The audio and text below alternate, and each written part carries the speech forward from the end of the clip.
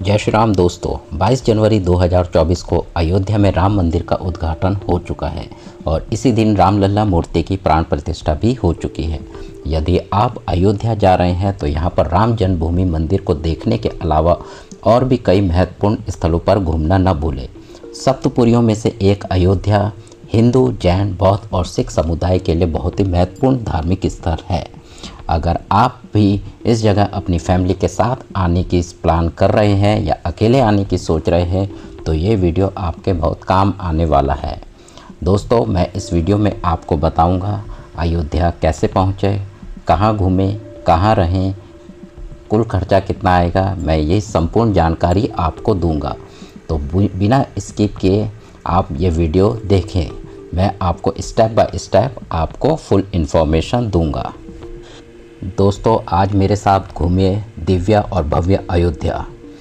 Comment box में जय श्री राम जरूर लिखें।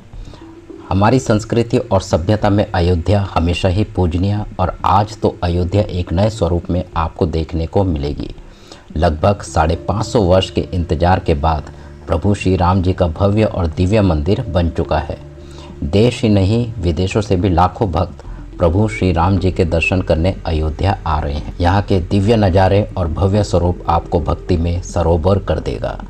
तो चलिए एकदम शुरू से शुरू करते हैं और जानते हैं आप अयोध्या तक कैसे पहुँच सकते हैं।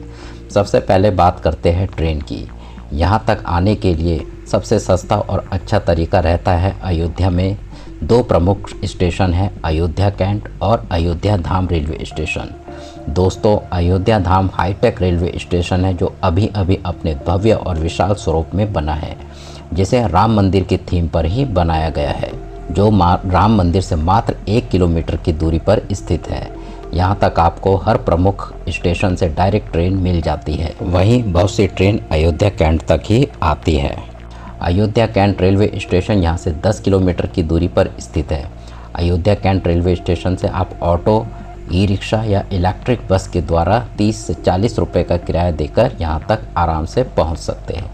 वहीं दोस्तों, आसपास के राज्य और शहरों से यहाँ तक के लिए आपको डायरेक्ट बसेस भी मिल जाती है। वहीं अगर आप फ्लाइट के माध्यम से यहाँ तक आना चाहते हैं, अयोध्या का नियरेस्ट एयरपोर्ट है महर्षि वाल्मीकि अंतर्राष्ट्रीय हवाई अड्डा, जो शहर से लगभग 10 किलोमीटर दूर है। यह हवाई अड्डा दिल्ली, मुंबई और कोलकाता जैसे प्रमुख शहरों से सीधे जुड़ा हुआ है।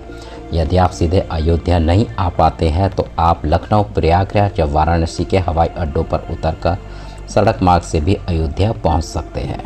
अब बात करते हैं होटल कहां पर लेना है।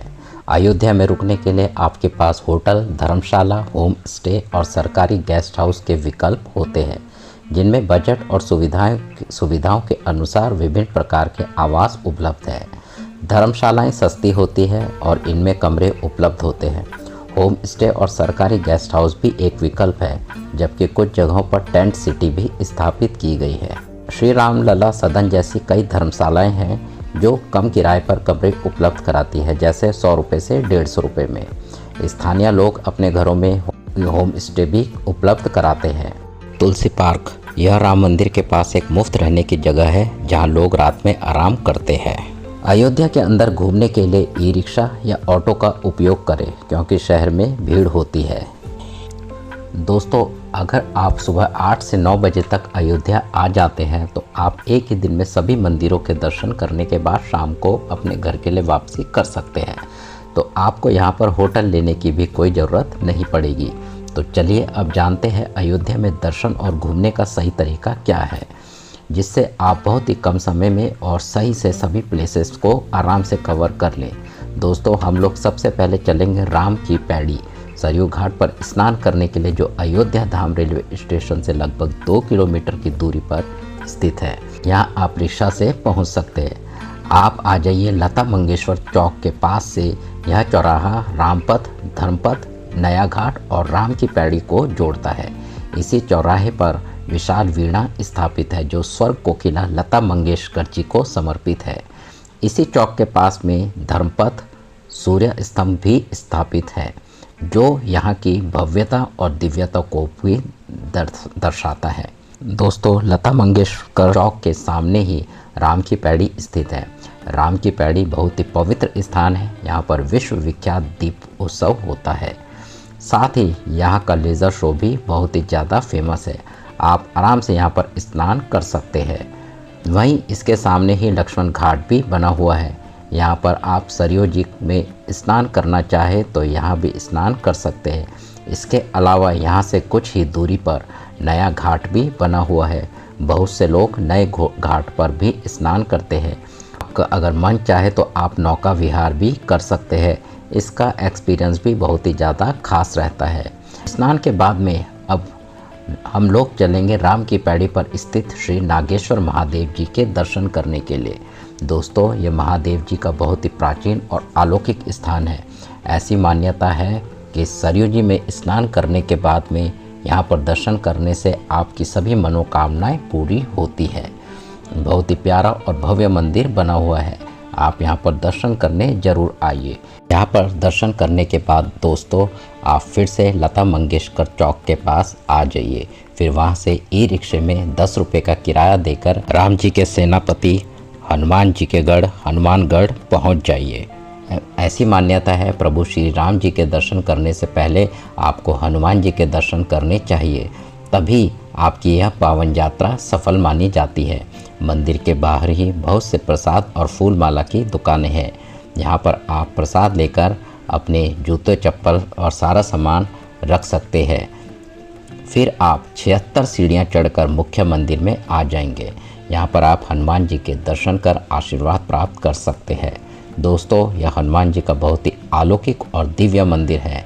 यहाँ पर दर्शन करने से आपकी सभी मनोकामनाएं पूरी होती है। फिर यहाँ पर दर्शन करने के बाद में आप पीछे के मार्ग से मंदिर के बाहर आ जाएंगे। दोस्तों, हनुमानगढ़ी में हनुमान जी के दर्शन करने के बाद में अब हम लोग चलेंगे यहाँ के राजा प्रभु श्री राम जी के दर्शन करने, जो अपने भव्य और नए मंदिर में बहुत ही अद्भुत शैली में विराजमान है। सामने आप जो रास्ता देख रहे हैं, यह रास्ता दशरथ महल होते हुए राम मंदिर तक जाता है। वहीं आप अगर चाहें तो फिर से राम पथ पर आकर राम मंदिर के मुख्य द्वार से, जिसे सिंह द्वार भी कहते हैं, इससे भी एंट्री ले सकते हैं। लेकिन दशरथ महल वाला रास्ता कम दूरी का है, तो अब हम लोग इसी रास्ते से दशरथ महल अमावा राम मंदिर होते हुए राम मंदिर जन्मभूमि एंट्री पॉइंट पर पहुंच जाएंगे। तो चलिए दोस्तों, अब हम लोग जानते हैं आप यहां पर दर्शन कैसे करेंगे और यहां पर आपको क्या क्या फैसिलिटी मिलती है। दोस्तों, आप चाहें तो सिंह द्वार से एंट्री करें या अमावा राम मंदिर के पास से। अगर आपके पास में बैग, मोबाइल फ़ोन या कोई भी इलेक्ट्रॉनिक सामान है या जूते चप्पल पहने हैं, तो फिर आप नॉर्मल लाइन में लगकर आगे बढ़ते हुए स्कैनिंग पॉइंट तक आ जाइए।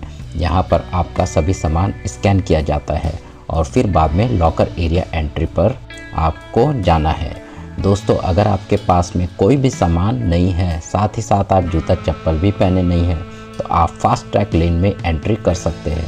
जो आप भगवा कलर की लाइन देख रहे हैं, वही फास्ट ट्रैक लेन है। आप इसमें एंट्री कर डायरेक्ट मंदिर में एंट्री कर सकते हैं। दोस्तों, आपको यहाँ बहुत ही वीआईपी और अच्छी फैसिलिटी देखने को मिलेंगी। सभी फैसिलिटीज़ आपको फ्री में मिलती है। जगह जगह पर पीने का पानी मिल जाएगा, साथ ही साथ टॉयलेट्स के भी बहुत ही अच्छी व्यवस्था आपको यहाँ मिलती है। पूरे रास्ते रोड पर मैट्स बिछी हुई है, आपके चलने पे ज़रा सी प्रॉब्लम नहीं होगी। दोस्तों, सच में बहुत ही अच्छी व्यवस्था यहाँ पर की। अब हम लोग आ चुके हैं लॉकर एरिया के पास में। यहाँ पर जूता चप्पल काउंटर बने हुए हैं।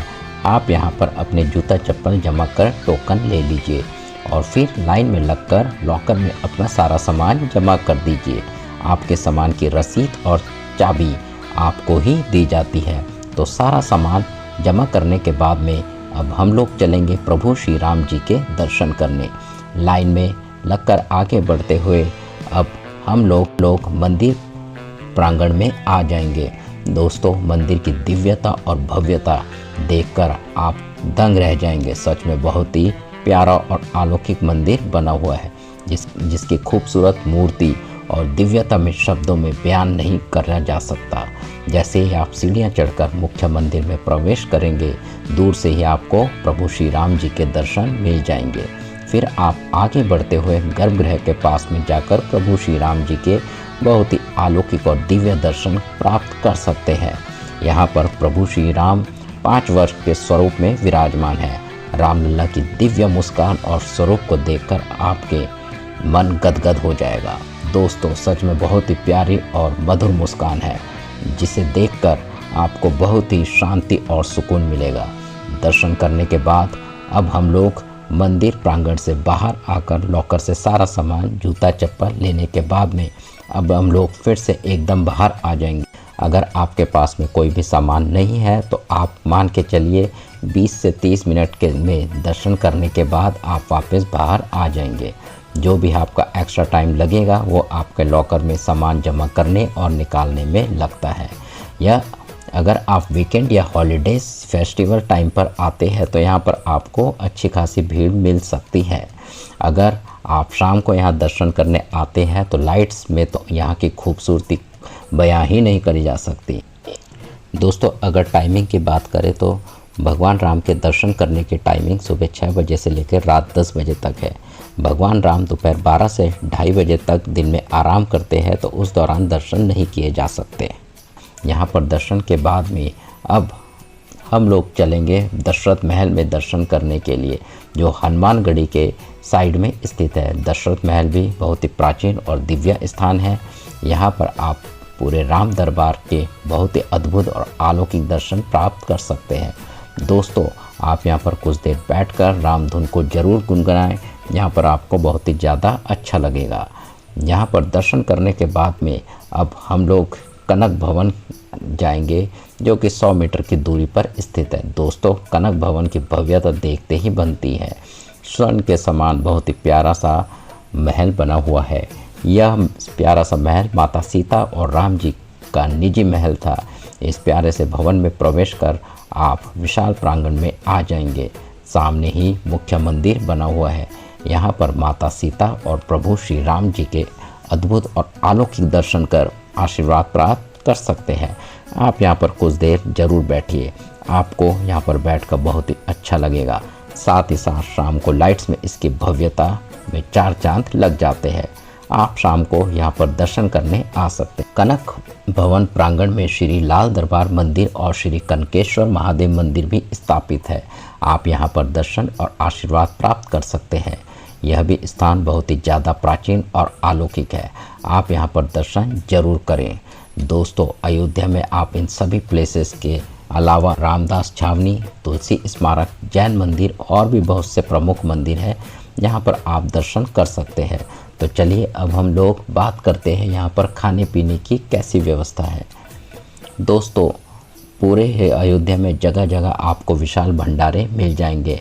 आप सिंह द्वार के पास से अमावा राम मंदिर, रामपथ पर राम की पैड़ी के पास से सरयू घाट के पास में आप यहाँ पर हर तरीके का भोजन और प्रसाद ग्रहण कर सकते हैं। वहीं अगर आप ढाबे या रेस्टोरेंट में भोजन करना चाहते हैं तो यहाँ पर बहुत से रेस्टोरेंट भी उपलब्ध हैं, जहाँ पर आप अपने बजट के हिसाब से भोजन कर सकते हैं। दोस्तों, अब बात करते हैं बजट की। आपका इस पावन यात्रा में कितना खर्च हो सकता है। अगर आप दोस्तों सेम डे ही यात्रा करके वापसी कर लेते हैं तो आपका ये बजट 1000 से 1500 रुपये में आपका ये ट्रिप पूरा हो जाएगा। लेकिन मैं एडवाइस करूँगा कि आप कम से कम 1 रात तो अयोध्या में ज़रूर रुकें और सभी मंदिरों को फुर्सत से देखिए और दर्शन कीजिए। तो आपका बजट 2500 से 3000 रुपये में होटल, फूड और ऑटो से घूमना, प्रसाद, इसमें आपके 2500 से 3000 रुपये लग जाएंगे। इसमें आपका ट्रेन का टिकट या प्लेन का टिकट इंक्लूड नहीं है। तो दोस्तों, आपको हमारा ये वीडियो कैसा लगा? मैंने आपको वीडियो में रामलला की पूरी जानकारी देने की कोशिश करी है। तो उम्मीद करता हूँ आपके सभी क्वेश्चंस इसमें हो गए होंगे। अगर आपका फिर भी कोई क्वेश्चन रह जाता है तो आप मुझे कमेंट सेक्शन में ज़रूर कमेंट कीजिए, मैं आपको रिप्लाई करूँगा। तो दोस्तों, हमारे इस वीडियो को लाइक कीजिए, शेयर कीजिए और अगर आपने हमारे चैनल को सब्सक्राइब नहीं किया है तो चैनल को भी सब्सक्राइब कीजिए। हम आपको और भी इस तरह के वीडियोस दिखाते रहेंगे। Thanks for watching.